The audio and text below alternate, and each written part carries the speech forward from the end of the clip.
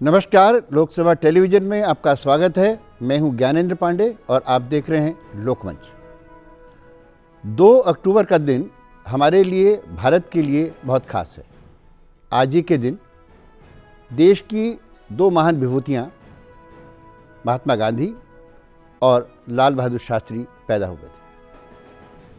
महात्मा गांधी का जन्म हुआ था गुजरात के पोरबंदर में और शास्त्री जी का जन्म हुआ था उत्तर प्रदेश के मुगलसराय में। आज की लोकमंच में हम गांधी जी और शास्त्री जी के जीवन के साथ ही उनके मूल्यों पर और आज की परिस्थिति में उनकी प्रासंगिकता को लेकर हम चर्चा करेंगे और चर्चा का विषय है बापू के लाल।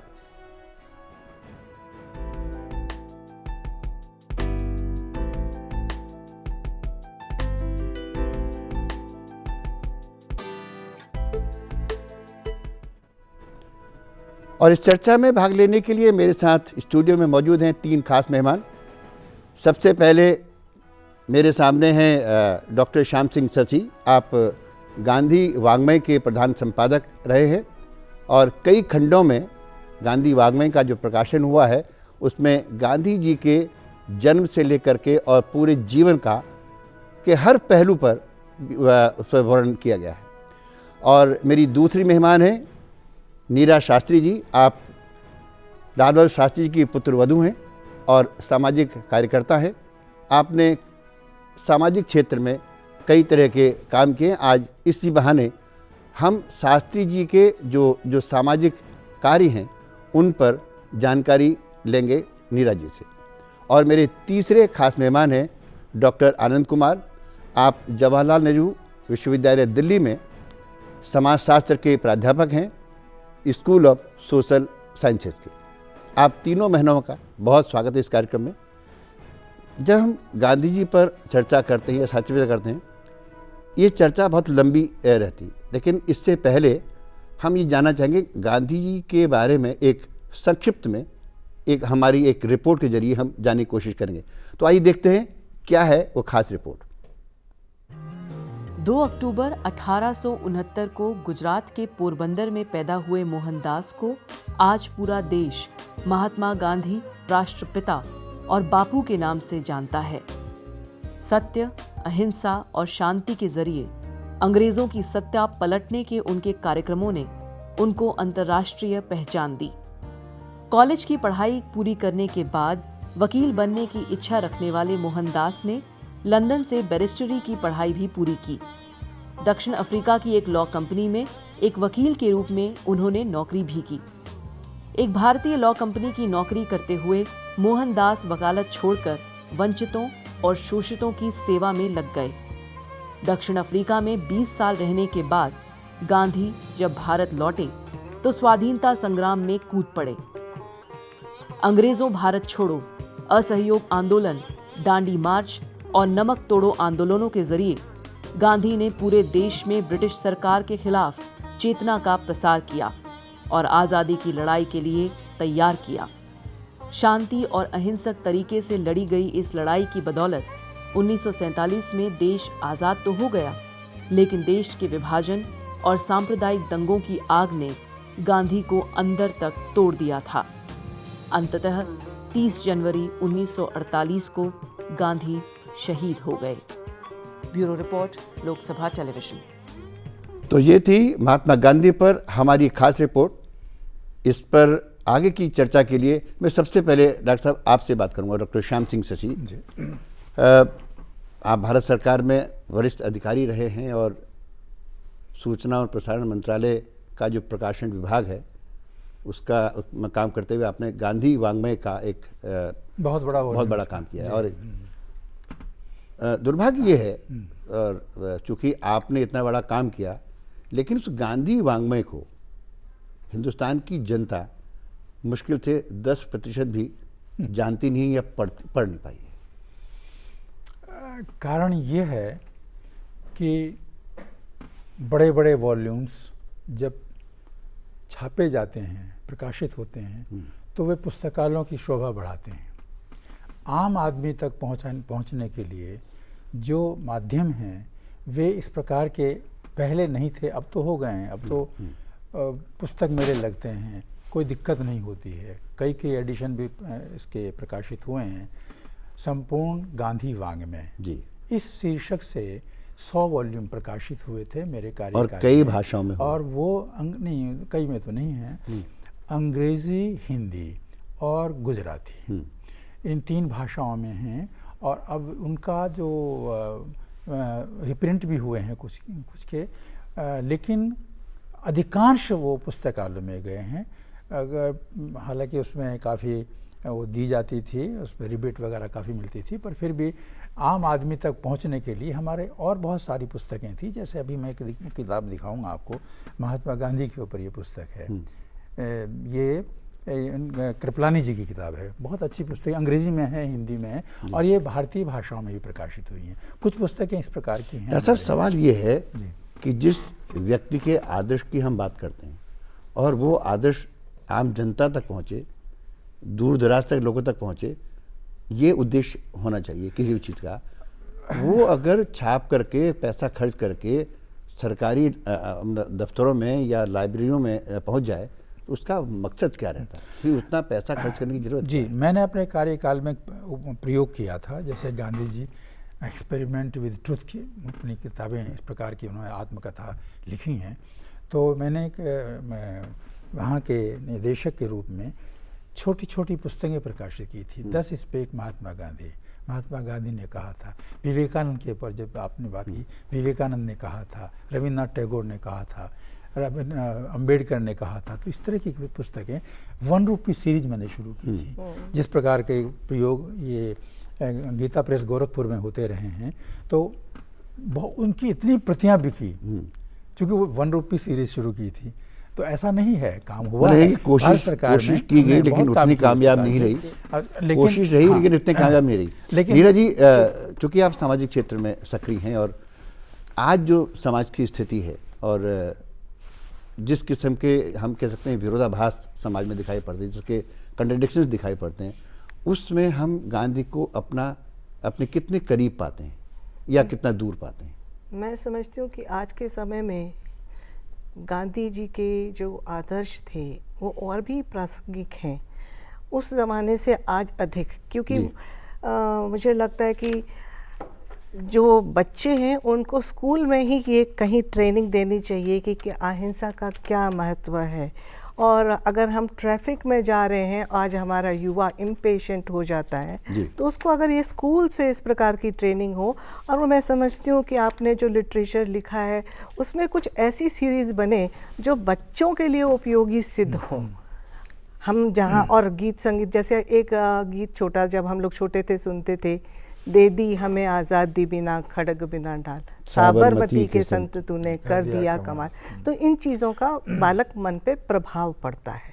तो जो आदर्श हैं, जो मूल्य हैं, वो बालपन में स्थापित हो जाते हैं। तो हमारा फोकस, मुझे लगता है, क्योंकि एक माँ हूँ, बच्चों पर होना चाहिए। और बच्चे जब बड़े होते हैं तो वो समाज का निर्माण करते हैं, और एक ऐसे समाज का निर्माण करते हैं जहाँ सही में हम शास्त्री जी के और बाबूजी के आदर्शों को अमल में ला सकें, अपने आचरण में ला सकें। तो इसके लिए ये आवश्यक रहता है। जैसे और बाबूजी के लिए आज मैं ट्वीट पे पढ़ रही थी, किसी ने बहुत अच्छा ये लिखा है कि जो शास्त्री जी गांधी जी के अनुयायी थे और गांधी जी के आदर्शों को समझ करके वो आज़ादी के आंदोलन में कूदे थे, वहाँ तक तो बहुत अच्छी बात है, पर उससे भी बड़ी बात ये थी कि उन आदर्शों को उन्होंने अपने आचरण में लाया, जिया एक राजनेता के रूप में। तो जब राजनीति में हम होते हैं तो हमें बहुत कठिनाई होती है कि जो कथनी और करनी में अंतर आ जाता है, वो शास्त्री जी के कथनी और करनी में अंतर नहीं आया कभी भी। आप पुराने जितने नेता हम देखते हैं उनमें कम से कम कथनी करने का उतना फ़र्क नहीं होता जी।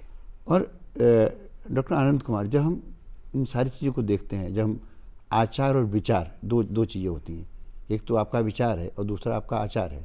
अपने विचार को अपने जनजीवन, दैनिक जनजीवन में आप कितना उभारते हैं, निकाल के लाते हैं, ये एक बड़ी बात होती है।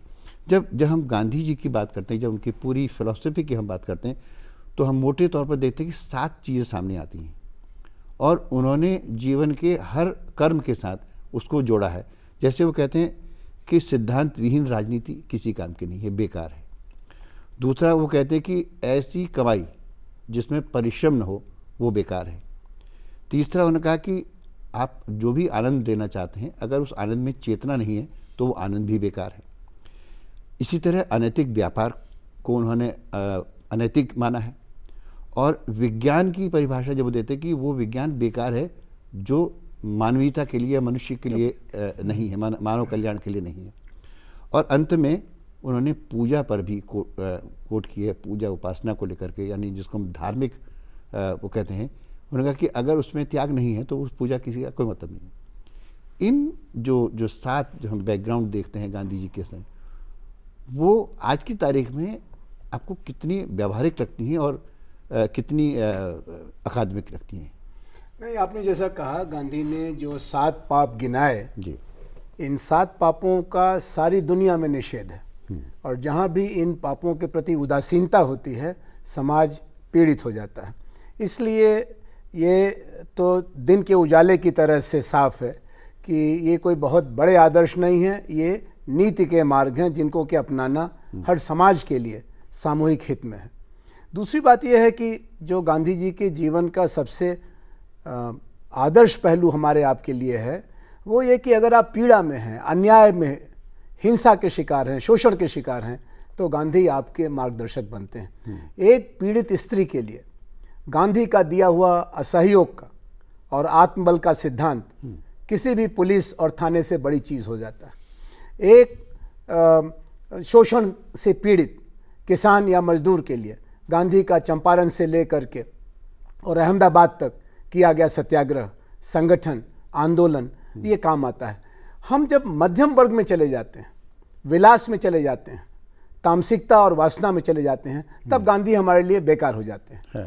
इसीलिए जो देश का वो तबका है जो गतिशील है, आनंद में है, सुख में है, सफलता में है, उसके लिए गांधी का कोई काम नहीं। क्योंकि गांधी बराबर अपने से नीचे वाले के प्रति हमदर्दी की हमसे और आपसे मांग करते हैं, क्योंकि वैसा ही जीवन उन्होंने जिया। वो बड़े सफल वकील थे, लेकिन उन्होंने अपने जीवन को सार्थक बनाने के लिए दरिद्र नारायण की सेवा के साथ अपने को जोड़ने का प्रयास किया।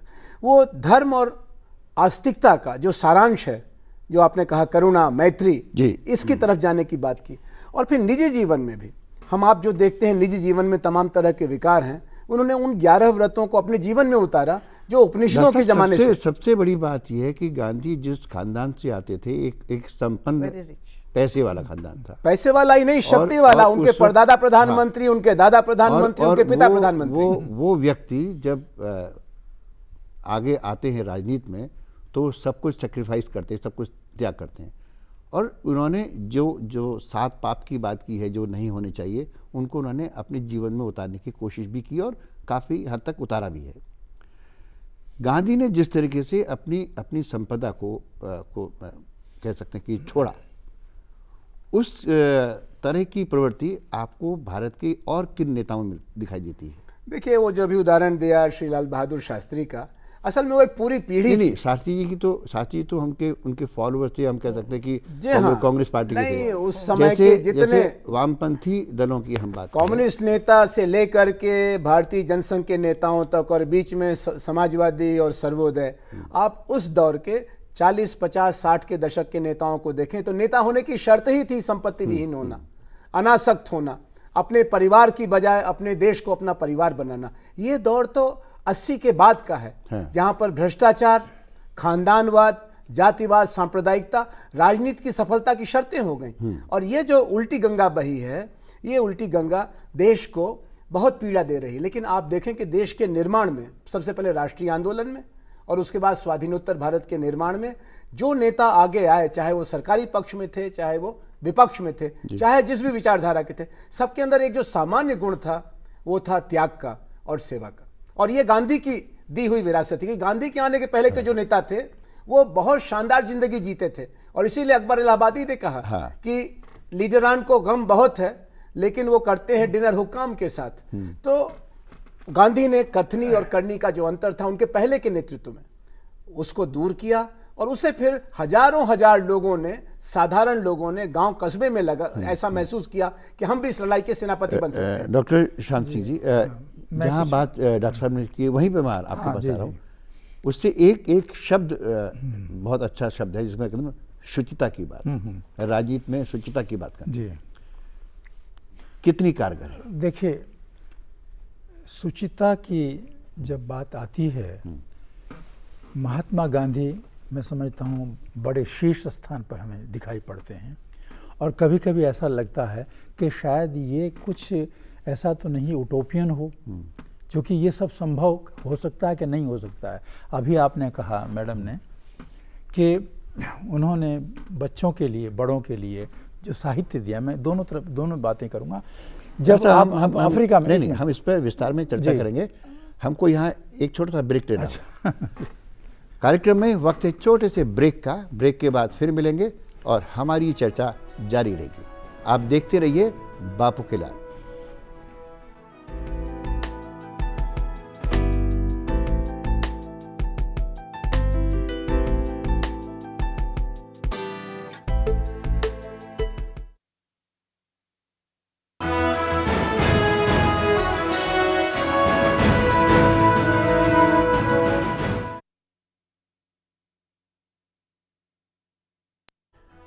ब्रेक के बाद एक बार फिर से आपका स्वागत है लोकमंच में और आप देख रहे हैं बापू के लाल।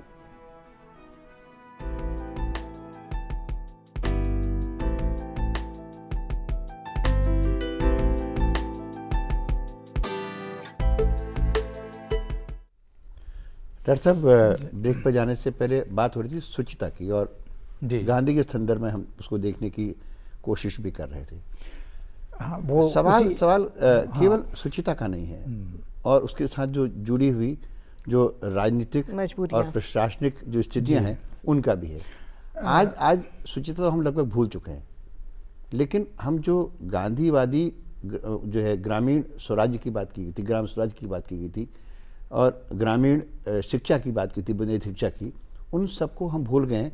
कहीं एक यूटोपिया की तरह हम देखते हैं कि हम पंचायती राज को लगाने की कोशिश तो कर रहे हैं, लेकिन जो उसकी आत्मा थी वो शायद दिखाई नहीं पड़ती उसमें। वो इसलिए कि हम लोग मनसा वाचा कर्मणा बिल्कुल भिन्न हैं। जो गांधी जी के 3 बंदर ये जो दिखाई पड़ते हैं, या हम लोग उनकी कल्पना ही रह गई अब तो, वो सब जो वो चीज़ें हैं सब किताबों में रह गई हैं। गांधी जी को हमने पुस्तक तक सीमित कर दिया है, या जयंतियों में उन्हें बांध दिया गया है। जब वो डरबन गए दक्षिण अफ्रीका में, वो तो वहाँ पर एक किसी केस के सिलसिले में गए थे, वकील बैरिस्टर थे, लेकिन वहाँ उनको वहाँ की स्थिति देखी। जो हमारे NRI था वहाँ पे, नॉन रेजिडेंट इंडियंस, उस समय तो खैर नहीं ये शब्द नहीं कहते थे, लेकिन प्रवासी भारतीय कहा करते थे। तो वहाँ देखा कि उनके साथ किस प्रकार के अत्याचार हो रहे हैं। अंग्रेज़ उनको का ब्लैक कुली कहते थे। वो उनके गाड़ियों में नहीं बैठ सबसे पहला अनुभव उनका वहीं पर हुआ। उन्हें गाड़ी से फेंक दिया था, बाहर निकाल दिया था, क्योंकि उनके लिए वो वाइट्स के लिए वो डब्बे हुआ करते थे, जो रेल के डब्बे। तो इस तरह का वो स्थिति जब देखी उन्होंने, तो उनको टॉलस्टॉय याद आए।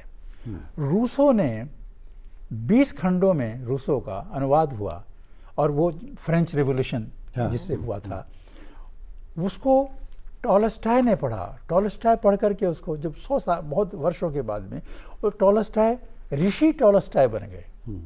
और उसको पढ़ करके MK गांधी महात्मा गांधी जैसे देखिए कितना बड़ा अंतर वो हुआ। जैसे महात्मा गांधी, टॉलस्टॉय और जैसे और कई विदेशी विद्वानों से प्रभावित हुए, उसी तरीके से काफ़ी हद तक गांधी को भी कई को प्रभावित हुए। सबसे पहले तो, और उसके बाद हम देखते हैं मार्टिन लूथर किंग है और नेल्सन मंडेला है।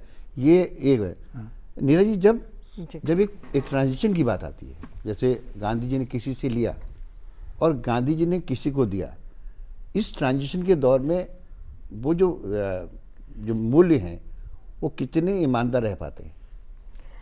देखिए, ये इंडिविजुअल पे डिपेंड करता है कि उसकी परिस्थिति पे डिपेंड करता है। कि जैसे आज के संदर्भ में अगर हम बात करें, तो एक भ्रष्टाचार और पैसे का जो महत्व हो गया है, यूँ कहना चाहिए, तो इन मूल्यों का किस प्रकार से हनन होगा, किस हद तक हनन होगा, इसकी कल्पना नहीं की जा सकती है। तो इसमें इंडिविजुअल पर डिपेंड करता है कि आप किस हद तक उस तूफान में खड़े होकर के और उसको बर्दाश्त करने की क्षमता पे। और आज देखते हैं कि जितने भी ईमानदार लोग हैं, ईमानदारी से राजनीति में काम करना चाहते हैं, तो वो राजनीति से बाहर हो जाते हैं, मार्जिनलाइज हो जाते हैं और उनको नकार दिया जाता है। आज कहा जाता है कि आप इस काबिल नहीं हैं कि आप राजनीति में आकर के काम कर सकें। उसके लिए हम किसको दोषी माने? ये जो एक हम लोगों ने जिस प्रकार से पैसे को महत्व दिया, तो पैसा फिर जिन सोर्सेज से आने लगा, चाहे वो मसल पावर था या मनी पावर था, तो उन्होंने कहा हम इन लोगों को क्यों बनाएं, हम खुद जा कर के वहाँ बैठते। जब वो लोग जा कर के बैठने लगे तो वो अब अपने उनके विचारों से सब चीज़ें प्रभावित होने लगी और जो आदर्श थे, जो बाबूजी के आदर्श थे, वो कहीं धरे रह गए। तो आज लोग सिर्फ मात्र याद करते हैं, इतना ही कहा जा सकता है। नहीं, याद करने पर डॉक्टर आनंद कुमार जी, जब याद करने की बात आती है तो याद कई तरीके से किया जाता है और बॉलीवुड भी याद कर रहा है उनको, स्टेज भी याद कर रहा है और कई तरह के टेलीविज़न के माध्यम से भी याद किया जाता है। मुन्ना भाई, MBBS, ये इस तरह की और गांधीगिरी जैसे शब्दों का भी ये जो परिवर्तन आया है, ये जो सोच में एक परिवर्तन आया, इसको अगर हम सामाजिक संदर्भ में जोड़ करके देखें तो किस नतीजे पर आते हैं? देखिए, गांधी एक तरह से आदर्श और नवनिर्माण के एक ज्योतिपुंज हैं। जब हम कुछ बदलना चाहते हैं, जब हम कोई परिवर्तन लाना चाहते हैं और सारे समाज के लिए हितकारी कोई कदम उठाना चाहते हैं, तो हमको गांधी की याद आने लगती है। दूसरी तरफ जब हम किसी से पीड़ित होते हैं, जब हम धर्म के आधार पर एक दूसरे का गला काटते हैं और ताज्जुब करते हैं कि ये कैसे हो गया, न इस्लाम ने कहा, न हिंदू, न सिख ने, न ईसाई ने, हम क्या कर रहे हैं, तो फिर गांधी की बताई राह सर्वधर्म संभाव की याद आने लगती है। जब हम एक निर्दोष स्त्री का भोग की वस्तु के रूप में उसके साथ दुराचार करते हैं, तब हमको गांधी का ब्रह्मचर्य का सिद्धांत और नर नारी समता का दर्शन याद आने लगता है। इसी तरह से जब हम देखते हैं कि एक इलाका दूसरे इलाके का शोषण कर रहा है, एक देश दूसरे देश का शोषण कर रहा है, या पर्यावरण का धरती को बुखार आ गया है, तब हमको गांधी का बताया हुआ प्रकृति और टेक्नोलॉजी और हमारी अर्थव्यवस्था का संबंध याद आने लगता है। तो जो आपने कहा याद का, तो गांधी की यादों के कई पहलू हैं।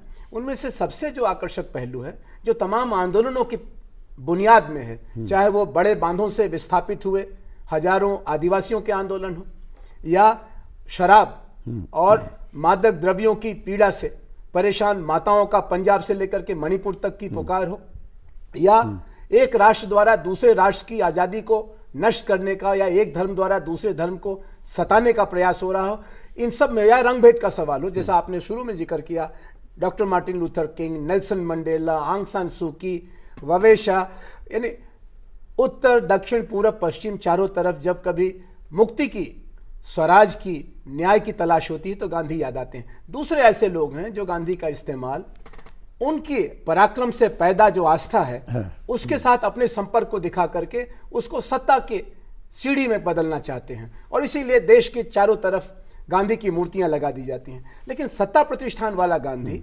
आम आदमी के काम का नहीं रह गया है। एक तरफ हम मूर्तियां लगाते हैं और दूसरी तरफ हम गांधीवाद की बात भी करते हैं।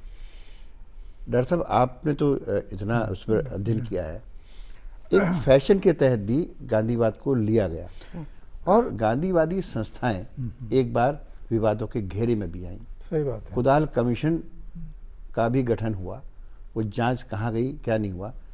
आखिर गांधीवाद को भुनाने की कोशिश भी की गई या गांधी को भुनाने की भी कोशिश की गई, इसकी क्या वजह? देखिए, एक समय था जब पंडित सोहनलाल द्विवेदी ने ये पंक्तियाँ लिखी थी, चल पड़े जिधर दो पग डग में, चल पड़े कोटि पग उसी ओर, और उस व्यक्ति ने गांधी श्रद्धा लिखा था। फिर भवानी प्रसाद मिश्र ने गांधी जी के ऊपर 500 कविताएं लिखी थी। वो समय था, एक ऐसा समय था जिसमें लोग उनके ऊपर कविताएं लिख रहे थे, उनके ऊपर साहित्य लिखा जा रहा था, वो एक आदर्श माने जा रहे थे। और आज भी उनके बारे में जो साहित्यकार हैं वो सोचते हैं कि वो व्यक्ति क्या था, वो महामानव था, वो महापुरुष था, युग पुरुष था, क्या था आखिर? वो हार्ड मांस का पुतला था। उस व्यक्ति ने क्या नहीं किया? आपको नहीं लगता कि ऐसे भारी भरकम शब्दों का इस्तेमाल करके जी हम कहीं ऐसे महापुरुष को अपने आप से दूर कर हाँ, लेकिन नहीं, हम कह रहे कि वो सही में वास्तव में एक आम आदमी को जोड़ने वाले, गरीब तबके के आदमी के लिए सोच रखने वाले। और बाबूजी ने भी लाल किले की प्राचीर से अपने शब्दों में गांधी जी को जब कहा था कि मेरा देश एक बगीचे के समान है जिसमें तरह तरह के फूल हैं, उनकी अपनी अपनी खुशबू है, अपना अपना रंग है, सभी को पनपना चाहिए, फलना चाहिए, फूलना चाहिए। और उनका मूल उद्देश्य यही था कि जब वो प्रधानमंत्री बने तो उन्होंने पहला कार्य ये किया कि सभी अपने अफसरान को बिठा करके कहा कि आप ऐसी नीतियाँ बनाइए कि नीचे के व्यक्ति जो अगर अपने जीवन में ज़रा सा भी उसका इम्प्रूवमेंट हो सके, उन्नति हो सके, तो मैं अपने प्रधानमंत्री कार्यकाल को सफल मानूंगा। तो इस प्रकार की सोच वहीं से आती है, जब कोई पहुंचता है तो उसको इस प्रकार से उसको इम्प्लीमेंट करने की बात होती है। जी हाँ। आज हम गांधी को सच्ची श्रद्धांजलि क्या दे सकते हैं?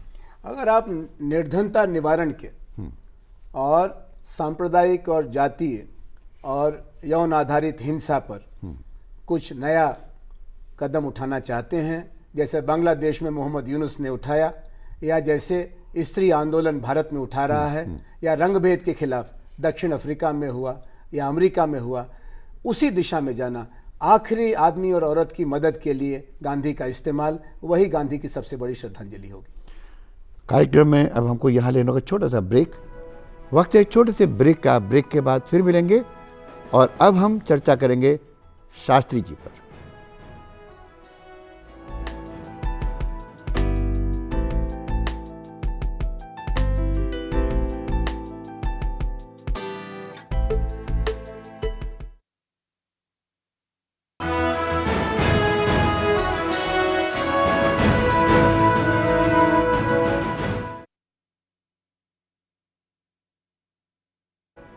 ब्रेक के बाद एक बार फिर से आपका स्वागत है लोकमंच में और आप देख रहे हैं बापू के लाल।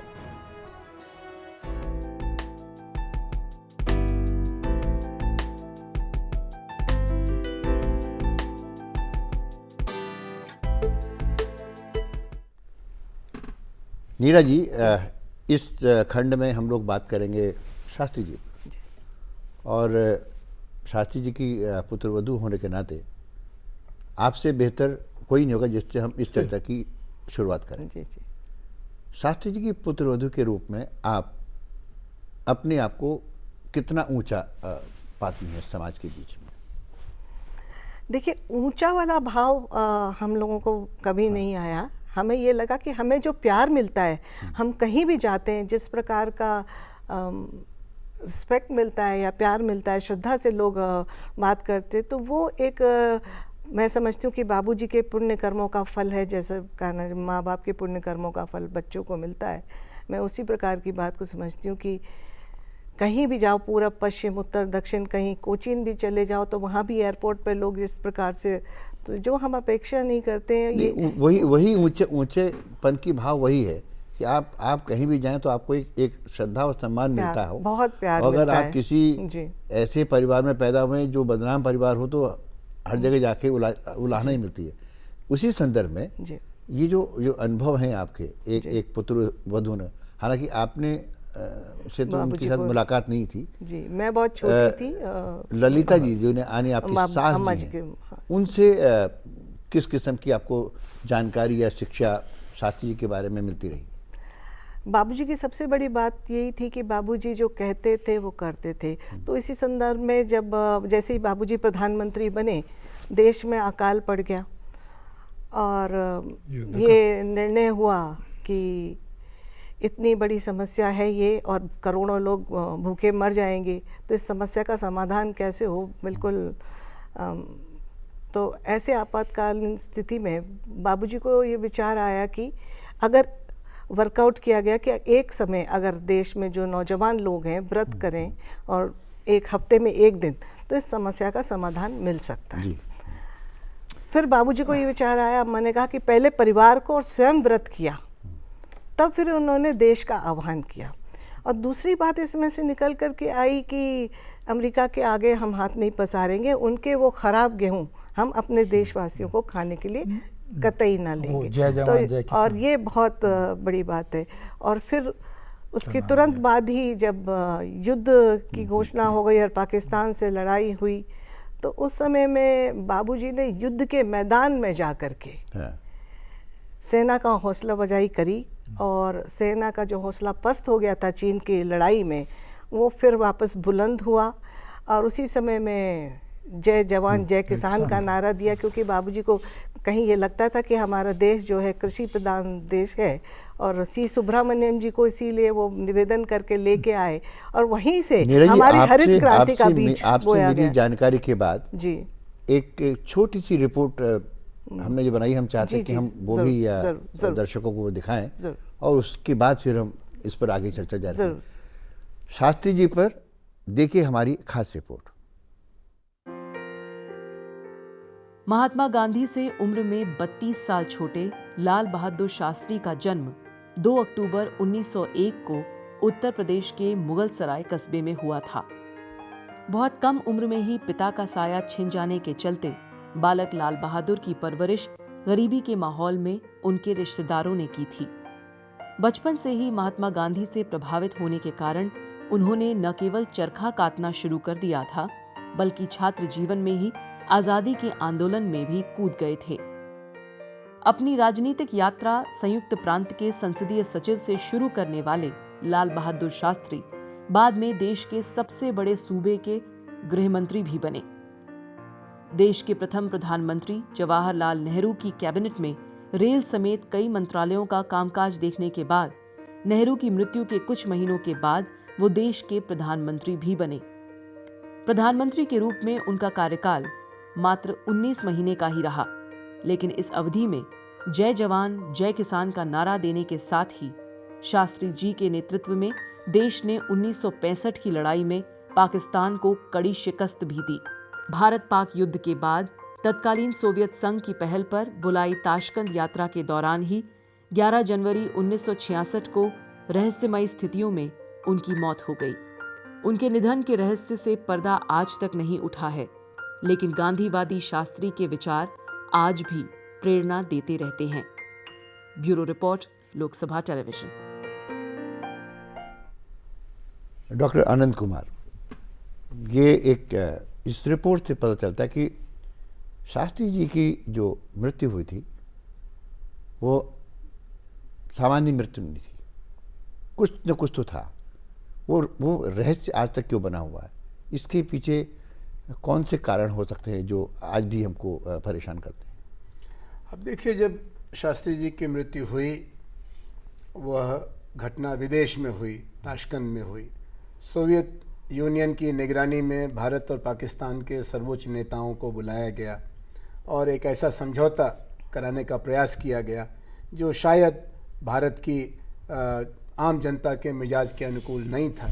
शास्त्री जी स्वयं भी शायद बहुत दबाव में थे, लेकिन जो मृत्यु का संदर्भ था उसको लेकर के जो तथ्य सामने लाने चाहिए थे वो नहीं लाए गए। उनके साथ गए डॉक्टर की लापरवाही थी। अगर वो हृदय रोग के आघात से उनकी मृत्यु हुई तो डॉक्टर ने क्या किया? अगर खाने पीने में कोई गड़बड़ी थी तो खाना कहाँ से आया? वो रूस की सरकार का इंतज़ाम था या हमारे दूतावास का इंतज़ाम था? जिसका भी इंतज़ाम था, उसकी जो सुरक्षा की निगरानी करने वाले प्रबंधक साथ गए थे, उन्होंने उसमें क्या भूमिका निभाई? इस पर लोकसभा में डॉक्टर राम मनोहर लोहिया ने सवाल उठाने का काम किया था, और तब से आज तक लगातार विवाद जारी है। कभी पर्दा उठ नहीं रहा है। आज सोवियत संघ का विघटन हो चुका है और उस जमाने के जो गुप्त दस्तावेज थे सार्वजनिक हो चुके हैं। ये देश का कर्तव्य होगा कि एक देश का सबसे आदरणीय प्रधानमंत्री किन हालातों में हमसे छीन लिया गया, इसको देश जाने। जरूरी है कि राम मनोहर लोहिया से लेकर कुलदीप नायर तक और शास्त्री जी के अपने परिवार श्रीमती ललिता शास्त्री से लेकर अनिल शास्त्री तक जो बार बार शंका उठाते रहे हैं, उसका कोई तो संतोषजनक जवाब हम मिलना चाहिए। डॉक्टर साहब, एक ये पहला किस्सा नहीं है जी। इससे पहले हम देखते हैं कि सुभाष सुभाष बोस के की साथ, जो मृत्यु है वो भी उस पर भी पर्दा नहीं कुछ उठा। पता नहीं है उनके बारे में। ऐसी कौन सी परिस्थितियां होती कि हम इन चीज़ों को भूल जाते हैं या भूलने की कोशिश करते हैं, या हमको इस भ्रम में रखा जाता है कि हम उसको भूल जाएं? पांडे जी, मुझे ऐसा लगता है कि कभी कभी तो कुछ षड्यंत्र की जैसे गंध आती है कि कहीं इसके पीछे कोई राजनीतिक षड्यंत्र हैं या सामाजिक षड्यंत्र हैं या किसी प्रकार का कुछ, मतलब एकदम ऐसा लगता है कि समथिंग रॉन्ग समवेयर, जिसे हमें पता नहीं देना चाहता, कोई बताना नहीं चाहता, ऐसा कुछ लगता है। क्योंकि सुभाष के बारे में आज तक भी कुछ पता नहीं है। फॉरवर्ड ब्लॉक जो है उनका हमेशा प्रश्न उठाता रहता है कि अभी यहाँ है वहाँ है। बहुत बार उनके बारे में किसी आश्रम में बताया गया कि वो बिल्कुल उनकी शक्ल मिलती है। ठीक वही स्थिति हमारे लाल बहादुर शास्त्री की है। लाल बहादुर शास्त्री के बारे में तो मैं समझता हूँ कि ये देश नहीं बल्कि विदेशों में भी उनके प्रति जो श्रद्धा और आदर का भाव है, मैंने देखा जब मैं NRI में मिलता था लोगों को, तो लाल बहादुर शास्त्री के बाद, चूँकि दूसरे प्रधानमंत्री हमारे वही थे, 18 महीने प्रधानमंत्री रहे, उन्होंने जो काम किया अपने कार्यकाल में वो पीछे किसी से कम नहीं था। जिस समय युद्ध में जीते, देखिए उस समय ताशकंद में जो हुआ वो तो सबको पता है, लेकिन किस तरह से लड़ाई लड़ी और विजय पर प्राप्त की। और उसके बाद फिर उस व्यक्ति ने, लेकिन उसको डर ये रहा कि मैं कहीं मेरे बारे में क्या हो रहा सोच रहे होंगे भारत के लोग। कितना वो व्यक्ति कितना बड़ा चिंतन। डॉक्टर साहब, जब ताशकंद वार्ता हो रही थी जी, और इस किस्म की खबरें में कि भारत और पाकिस्तान के बीच में जिस दस्तावेज पर समझौते पर हस्ताक्षर होने थे, उसको देख करके शास्त्री जी नाराज थे और बाद में पाकिस्तान के राष्ट्रपति ने उसमें हाथ से लिखा था। वो शास्त्री जी चाहते थे कि पाकिस्तान इस समझौते पर दस्तखत करे कि पाकिस्तान भारत पर हमला नहीं करेगा, जो पाकिस्तान लिख के देना नहीं चाहता था। बाद में वो हाथ से लिखे गए। क्या वो हाथ से लिखा हुआ वही कोई रहस्य है या क्या चीज़? उसमें भी लोग कहते हैं ऐसा, हाँ, वो भी एक रहस्य है, वो भी एक रहस्य है। लेकिन ये सारा पर्दे के पीछे है। कुछ ऐसा लगता है कि उस पर अगर आज भी, जैसे भी डॉक्टर आनंद कुमार जी ने कहा, कहीं क्यों नहीं इंक्वायरी होती, क्यों नहीं इस प्रकार के, आज CBI की बात करते हैं आप, दुनिया भर की चीज़ें इस प्रकार के आपके पास बहुत सारे माध्यम हैं, तो क्या कोई इस प्रकार का माध्यम नहीं आगे आएगा जो सही माने में वो नीर क्षीर विवेक जो है उसमें पूरी तरह से हम देख सकें आज का व्यक्ति क्या आपको क्या लगता है कि हाँ? देखिए, मुख्य बात है, अगर छोटी सी भी देश में घटना घट जाती है तो सबसे पहली बात होती है देश में या विदेश में कहीं पोस्टमार्टम क्यों नहीं हुआ। इस बात की जवाब जरूर मिलना चाहिए। दूसरी बात, जिस प्रकार से शरीर पर काले काले चित्ते थे वो साफ इस बात को इंगित करते हैं कि कहीं ना कहीं वो पॉइजन वाली बात बीच में आती है। और एक बार जैसा अम्मा जी ने, मैंने आपको बताया था कि अम्मा जी ने ये बताया था कि अपने चश्मे के केस में उन्होंने लिख करके रख दिया था कि अगर मैं नहीं आया, यहाँ कोई नहीं है और मुझे दूध में ये कुछ दे दिया गया है, मैं नहीं आया तो ये पत्र मेरा आपके पास आएगा, और लिख कर उसको फोल्ड करके चश्मे के केस में रख लिया था बहुत इंटेलिजेंटली। तो फिर जैसे बिलोंगिंग्स आती हैं अम्मा जी के पास वो मिला तो है, पर फिर उसके बाद वो अभी है, अभी उसको नहीं है। कई बार अम्मा जी से उसको पूछा गया पर उसके बारे में फिर मैं नहीं जानती कि उसके बारे में कुछ हो नहीं सका। जी, तो इसलिए पूरा राजनीतिक षड्यंत्र था ही। देश को आगे ले जा रहे थे देश। और आज दुनिया ये कहती है कि अगर शास्त्री जी होते तो हम कहाँ होते। सही बात है। चलिए इस पर आगे हम लोग फिर बात करेंगे। अब वक्त है छोटे से ब्रेक का। ब्रेक के बाद फिर मिलेंगे और हमारी ये चर्चा जारी रहेगी। बापू के लाल।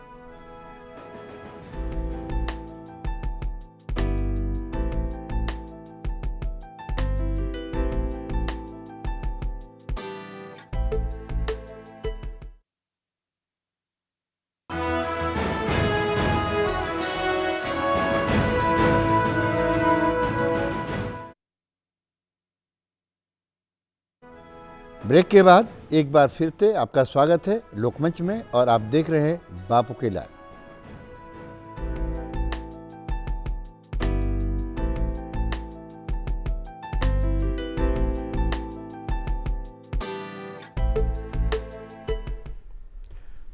डॉक्टर आनंद कुमार जी, जब गांधी का संदर्भ आता है उसके साथ शास्त्री का संदर्भ भी आता है। शास्त्री जी और गांधी जी में किस तरह की समानताएं आप देखते हैं एक सामाजिक मनोवैज्ञानिक के नाते? देखिए, गांधी जी और शास्त्री जी के बीच में जो जोड़ने वाले तार हैं वो शायद 3 हैं।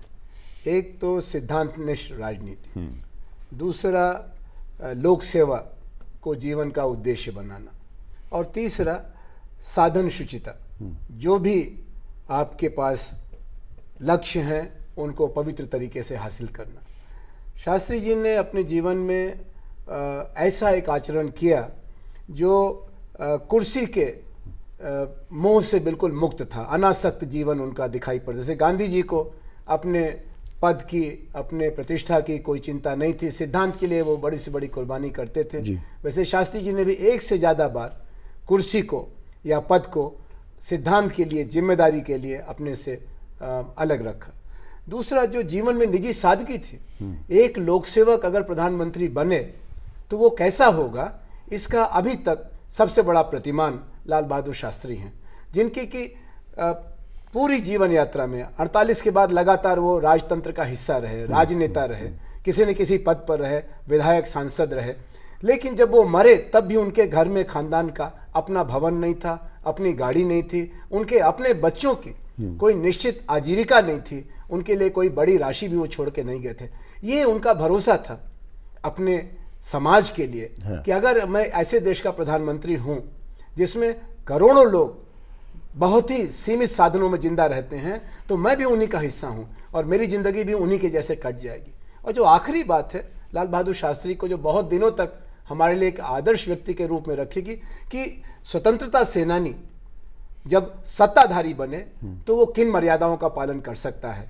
आज जो कहते हैं कि गांधी की रास्ते से आप सत्ता नहीं पा सकते, लाल बहादुर शास्त्री उसका पूरी तरह से आदर्श उदाहरण है कि बिना एक पैसे का समझौता किए हुए आप, वो एक उदाहरण है, एक आइकन है आज की तारीख में, जो गांधीवादी मूल्यों और विचारधारा के को अपनाने के साथ ही इस राजनीति में भी सफल होते हैं। नीरज जी, गांधी और शास्त्री की जब समानताओं की बात करते हैं तो मुझको 3 और समानता नजर आती हैं। एक, उनका जन्म एक ही तारीख में हुआ। 2, उनकी जो पुण्यतिथि का महीना है वो भी एक है। गांधी जी 30 जनवरी को शहीद हुए थे और शास्त्री जी 11 जनवरी को हुए, तो महीना एक है। तीसरी बड़ी बात है जो परिवार से जुड़ी हुई है, दोनों के बड़े बेटे, उनका नाम हरि था।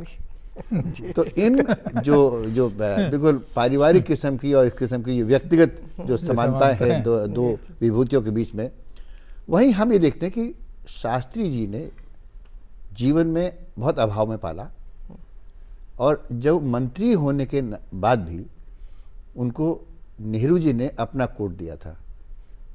एक प्रधानमंत्री या मंत्री जिस रूप में रहता है, वो उस घर में रहते हुए आपने किस रूप में कल्पना की थी? कल्पना कुछ किसी प्रकार की ऐसी नहीं थी कि कोई बहुत बड़ा, जैसा मैंने अपने पिताजी से पहले पूछ लिया था तो पिताजी ने कहा बहुत सीधे हैं जैसे हम हैं। तुम्हारी सास बैठ के सिगड़ी पे खाना बना रही थी, तो मैंने कहा फिर ठीक है। नहीं, अप्रूव कर दिया। तो कहने का अर्थ है कि बहुत आम आदमी जिस तरह से जीवन यापन करता है, उसी प्रकार से माता जी ने प्रधानमंत्री की पत्नी होते हुए भी, क्योंकि जब उन्होंने देखा कि एक रेलवे एक्सीडेंट हुआ और बाबूजी ने तुरंत इस्तीफा दे दिया, तो एक मूल्यों की स्थापना हुई इससे, और बच्चों के मन में भी उस चीज़ का बहुत बड़ा प्रभाव पड़ा। अगर उनके पास जाने के लिए गाड़ी नहीं थी, बच्चे चिढ़ाते थे, तो जब गाड़ी ली गई तो वो लोन पे ली गई और बाबूजी के जाने के बाद फिर उस लोन को चुकाया, किस्तों से चुकाया गया। तो कहीं ना कहीं नीरज जी, वो गाड़ी भी किसी परिस्थितियों में आई थी, मतलब कोई सरकारी गाड़ी का उपयोग, वो सरकारी गाड़ी का उपयोग इस प्रकार से हुआ कि जब बच्चे लोग चुपके से बाबूजी की गाड़ी जो है स्कूल को ले गए ये लोग, तो बाबूजी ने फिर उनके माइल्स कैलकुलेट करके और उसका पेमेंट सरकार को किया कि कहीं ना कहीं, यहाँ तक था कि कहीं बाबूजी को ये लगता था कि उनकी तनख्वाह से अगर अम्मा 10 रुपए बचा रही हैं तो उनको तनख्वाह में 10 रुपए एक्स्ट्रा क्यों मिल रहे हैं। सरकार को लिख दिया कि भाई इतना पैसा मुझसे कम कर लिया जाए, हमारा गुजारा इतने में ही हो जाएगा। तो इस प्रकार की भावना आजकल नहीं है। आजकल एक अलग ही ट्रेंड है। अगर इस प्रकार की भावना हो तो हमें लगता है कि उस व्यक्ति के अंदर एक शक्ति होती है जो देश को आगे ले जा पाता है। सही में डॉक्टर साहब ये सारी बातें सुनने के बाद नहीं, ये मैं पैनल ये का कह रहा हूं, सौभाग्य है कि हमारे बीच इसी से आगे कह रहा हूं, मैं लाल बात बहादुर शास्त्री सुनिए, की मैं कह रहा हूँ पुत्र इन सारी बातों को सुनने के बाद जी। आपको ऐसा नहीं लगता कि हम किसी और दूसरी दुनिया में हाँ, ही जी रहे बिल्कुल हैं, पैदा हो बिल्कुल रहे हैं? बिल्कुल। मैंने शुरू में कहा था ना, शुरू में कि उटोपियन वाली बातें जो लग रही थी, सच में ये स्वप्नवत लगता है। ऐसा व्यक्ति कोई हो सकता है जो इस देश का प्रधानमंत्री रहा हो और जो अपने परिवार की तरफ बिल्कुल ऐसा निष्प्रह हो, यानी उसे पता नहीं कि मेरे परिवार में मेरे बेटे कहाँ कन्वेंट एजुकेशन प्राप्त करेंगे या कौन सी एजुकेशन। जो आज तो यह हालत है कि छोटे छोटे मुख्यमंत्री भी अपने बच्चों के लिए, अपने बच्चों के बच्चे के लिए, पुश्तों के लिए पैसा इकट्ठा करने में लगे हुए हैं। क्षमा कीजिएगा, ये स्थिति हो गई है। और उनकी क्या स्थिति थी, उन्हें चाहे सुनील हों, अनिल हों, हरि हों, तो उनकी पुत्रवधुएं बैठी हुई हैं, कितनी सिंपल साधारण हैं। मैं समझता हूँ कि क्या स्थिति इन लोगों के साथ, जो आज के जो हमारे राजनीतिज्ञ हैं, जो हमारे नेता हैं, काश वे एक अंश भी लाल बहादुर शास्त्री जैसे प्रधानमंत्री से कुछ ग्रहण किया होता, महात्मा गांधी से कुछ लिया होता। मैं समझता हूँ ये राजनीति धन्य हो जाती, सफल हो जाती। अन्यथा तो स्थितियाँ वो भयंकर देखने में आएंगी। आज की जो हमारे सामने जो अगली पीढ़ी है वो क्या सबक लेगी। अब अन्ना हजारे वगैरह वगैरह आ रहे हैं, ठीक है, लेकिन उसके बावजूद भी हमारे यहाँ जो परिस्थितियाँ इस समय पैदा की जा रही हैं, नहीं लगता हम भी आज यहाँ देख रहे हैं कि कल क्या होना है। कभी कल्पना भी नहीं की थी पांडे जी, मैं आपसे आयु में बड़ा हूँ। बचपन में जब गांधी जी की मृत्यु हुई, हत्या की गई, हम लोग रो रहे थे, छोटे छोटे बच्चे थे। नहीं दरअसल मैंने उस समय की तस्वीरें देखी हैं, देखिए कहीं दूर उस समय तक क्या नहीं था। स्थिति थी। यहीं पे डॉक्टर अनंत कुमार आपसे एक सवाल बनता है कि जब हम कहते हैं कि नई पीढ़ी क्या सीखेगी, नई पीढ़ी क्या सीखेगी, हम आने वाली पीढ़ियों को क्या क्या देंगे, वास्तव में हम क्या देने वाले हैं आने वहीं वाली पर एक पीढ़ियों चीज़ को। और भी पैदा होती है कि शास्त्री जी जहाँ थे, जैसे थे और जिन परिस्थितियों में वो प्रधानमंत्री तक पहुँचे, उनको कहीं न कहीं गांधी जी का तो आके आदर्श उनके साथ ही थे, नेहरू जी जैसा व्यक्तित्व भी कहीं न कहीं उनको मदद कर रहा था। इस धारणा को आप किस रूप में नहीं, देखिए लाल बहादुर शास्त्री ने गांधी जी के असहयोग आंदोलन के आह्वान पर स्कूल छोड़ा और फिर काशी विद्यापीठ, जो डॉक्टर भगवान दास और आचार्य नरेंद्र देव के मार्गदर्शन में राष्ट्र निर्माताओं को बनाने की एक नर्सरी बनाई गई, वहाँ उन्होंने पूरी पढ़ाई की। और ये जो शास्त्री की उपाधि है, ये उस समय के स्नातक के, जी हाँ, स्नातक स्तर की उत्तीर्ण परीक्षा को करने के बाद आपको मिलती थी। वहाँ जब उन्होंने अपनी विद्या साधना करने के बाद लोक सेवक संघ जाकर जो लाला लाजपत राय की बनाई संस्था थी, अपने को समर्पित किया।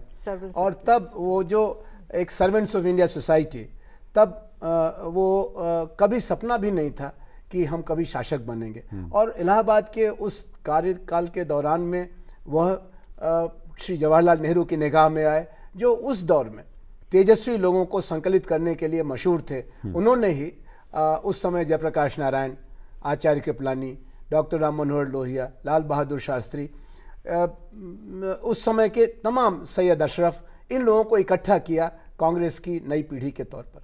और फिर जैसा कहा आपने कि 1937 में वो पार्लियामेंट्री अफेयर्स के मंत्री बने, जो पहली सरकार बनी पंडित गोविंद वल्लभ पंत की, संसदीय सचिव बने पार्लियामेंट्री। तो वहाँ से कदम, जैसे कहते हैं कि एक एक छोटे छोटे कदम रख करके वो आगे बढ़ते गए। और जब जवाहरलाल जी नेहरू पर लकवे का हमला हुआ, तो उन्होंने पंडित श्री लाल बहादुर शास्त्री को मिनिस्टर विदाउट पोर्टफोलियो बनाया। उनको इतना वो विश्वास पात्र मानते थे। और लाल बहादुर शास्त्री के बारे में भी ये देखना ही पड़ेगा कि जब विभिन्न प्रतिष्ठानों के लोगों ने लाल बहादुर शास्त्री जी की तुलना में किसी और को उम्मीदवार बनाया, माननीय मोरारजी देसाई को, तो जो आवाम की तरफ से आवाज़ आई, आम कांग्रेसी सांसदों की आवाज़ आई, वो लाल बहादुर शास्त्री जी के पक्ष में आई।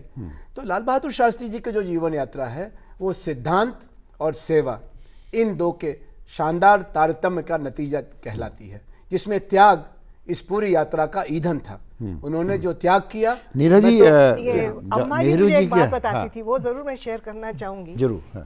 कभी कभी ये जयप्रकाश नारायण जी के और नेहरू जी के बीच में कुछ डिफरेंसेस, मतभेद हो जाते थे। तो वहाँ बाबूजी जो है इस बात का कार्य करते थे कि यहाँ से बात वहाँ, और दोनों का जो है किस तरह से समन्वय बिठाया जाए, दोनों की बातों को इस प्रकार से रखा जाए कि आपस में फिर वापस एक अंडरस्टैंडिंग बिल्डअप हो जाए। तो बाबूजी का बहुत बड़ा ये रोल था और बड़े क्लोज कॉन्फिडेंस में से नेहरू जी के रहे हैं। और नेहरू जी बहुत ही ज़्यादा मानते थे, अम्मा जी हमेशा इस बात का जिक्र करती थी कि एकदम बहुत ज़्यादा परिवार की तरह जो है जुड़ाव था। पुराने नेहरू ज़माने परिवार में का और शास्त्री परिवार का बहुत जुड़ाव ज़्यादा। बहुत करीब का था। और हम बाद में देखते हैं कि इंदिरा जी ने शास्त्री जी को अपने राजनीतिक गुरु के रूप में भी स्वीकार माना था। किया। हाँ।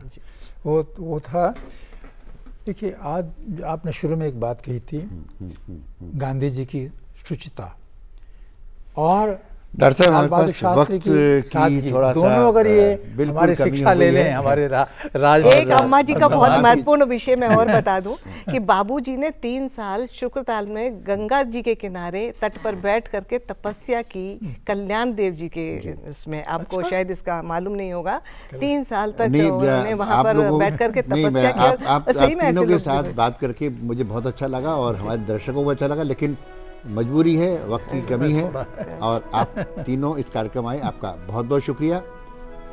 लोकमंच में आज बस इतना ही। अगले अंक में फिर मिलेंगे ऐसी किसी और खास मुद्दे के साथ। दीजिए इजाजत, नमस्कार।